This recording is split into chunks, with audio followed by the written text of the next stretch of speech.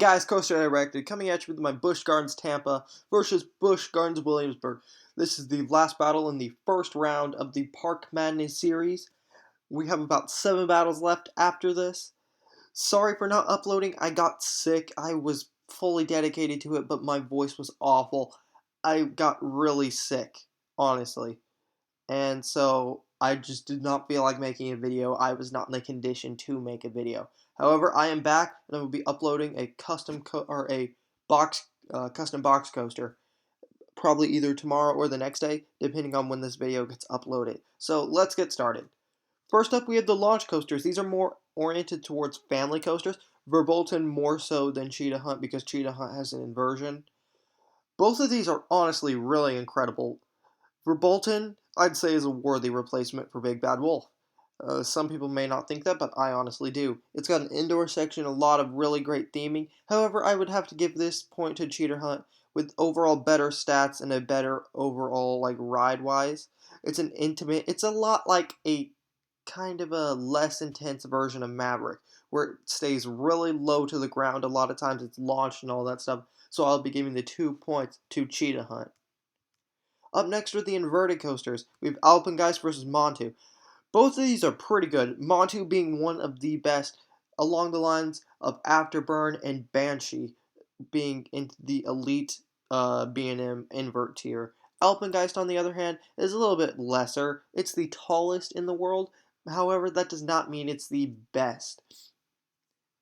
Alpengeist, where Alpengeist goes wrong the most is its cobra roll. It's a pretty painful cobra roll element. Unlike Raptor, I don't know, people said Raptors was pretty bad, but apparently this is a lot worse. So overall, Montu just wins for just being an overall better ride. Up next is the dive coasters. Once again, worth another 2 points. I felt these were only worth 2 points. Griffin versus SheiKra. SheiKra being the first in the US, and the first over 200 feet dive coaster wise, and the Griffin being the tallest dive coaster in America. It was the tallest in the world at one point, and the one in China is currently the tallest. Overall, I'd have to give this to Griffin just because it's taller, it's longer, it's faster, and one of the biggest reasons, the 10 wide trains. Better capacity, and overall just a better, the wing seats are cooler. They're a cooler experience. Will I say, will it stack up as well when it comes with, when Valraven comes along next year? We'll have to see. Valraven is a very interesting dive coaster. It doesn't do a lot different. It does a lot different, but it also doesn't do a lot different compared to the other ones. But anyways, Griffin will be getting the 2 points. Up next is the Kiddy Coasters, Grover's Alpine Express and Air Grover. Exact same ride. Both parks will be getting half a point for this. These are literally the exact same ride with very minor theme changes. Sit-down coasters. We got Loch Ness Monster versus Scorpion. We got a great, one of the best aerodynamics custom loopers. And we got Scorpion and an okay Schwarzkopf, kind of portable-ish looper. It's not nearly as good as Shockwave and Mindbender, but it's definitely a pretty good ride. It's almost a family coaster. Even though it has a vertical loop, it's not intense at all. Or it's not scary intense at all. It's not intimidating. But overall, I'd have to give the points to Loch Ness, especially because of the awesome looking double interlocking loops. Williamsburg has 2 extra coasters. We got Apollo's Chariot and we got Tempesto. Apollo's Chariot was the very first B&M hypercoaster. Overall, a great ride, completely filled to the brim with airtime.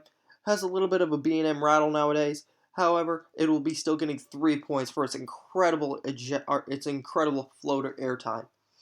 Tempesto will only be getting 1, even though it's a good ride, honestly. It's a clone. 2, it's a very short and simple ride. Tampa has 3 extra coasters. I will be counting Cobra's Curse because a lot of you people say, hey, count the coasters that are coming in for 2016. So I guess technically I'll start doing it now. But like I'd say Cobra's. I'm counting Cobra's Curse because it is not that big of a difference compared to other. It's not that big of a contender like Lightning Rod was. I wouldn't want to compare Lightning Rod to like Voyage or something, just because of Lightning Rod is such a big deal. Anyway, Sand Serpent will be getting 1 point, Cobra's Curse 1, and Kumba will be getting 2, which Kumba is a fantastic early B&M looping coaster that's super intense. Up next are the drop towers. We got Mock Tower, which is like a Moser Rides thing. I couldn't even find like a Wikipedia page for them, honestly. They were that like small. Like I tried searching for them, could barely find anything for them. Really, the only thing that they're connected to that I found personally.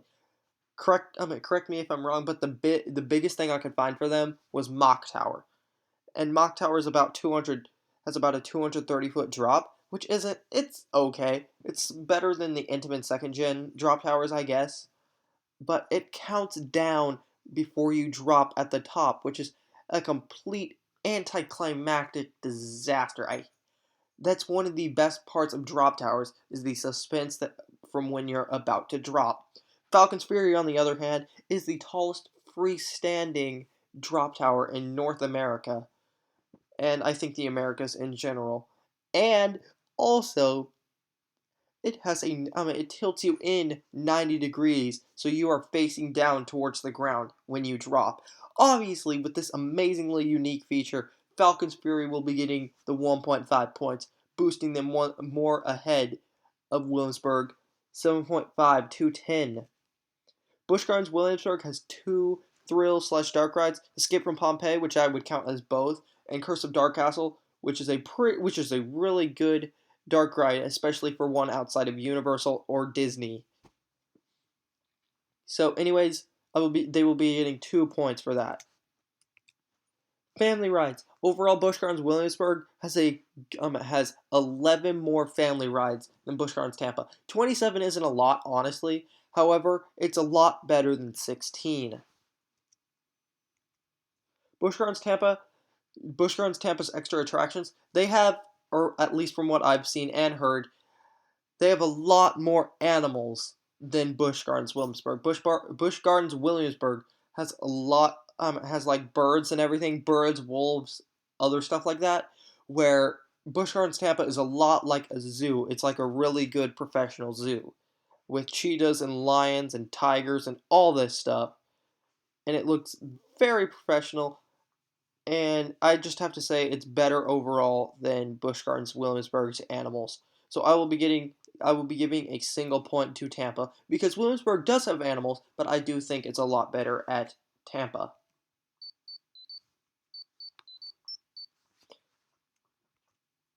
Operating season. Busch Gardens Tampa is open year round. That is a huge bonus that they have.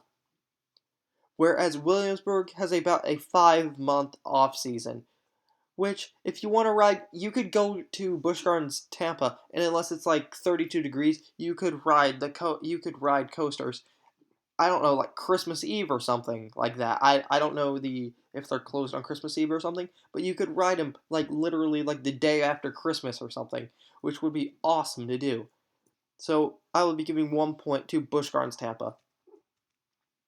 Operations overall, I'd have to give the operations to Busch Gardens Tampa.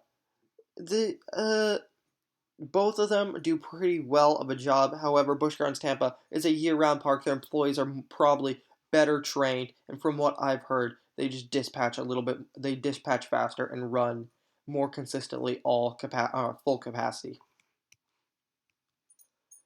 Up next is the price. This is currently on their website. Currently on their website.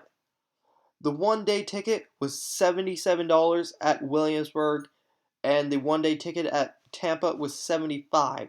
I don't know if this was because of the Fright Fest or whatever they have. Sorry, Hallow Scream or something like that. And then season pass was 132 versus 156 uh, at Busch Gardens Tampa. So I will be obviously giving the points because of it's $20 cheaper for a season pass at Williamsburg.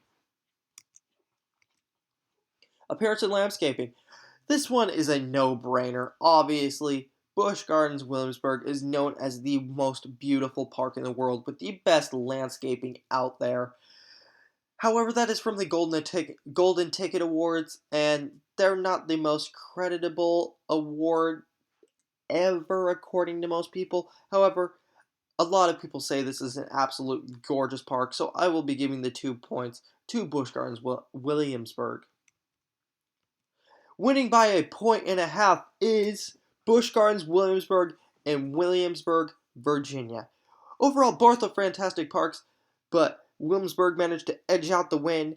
It looked like they were going down a little bit in the coaster categories, but they were able to come back swinging hard with the rest of their collection.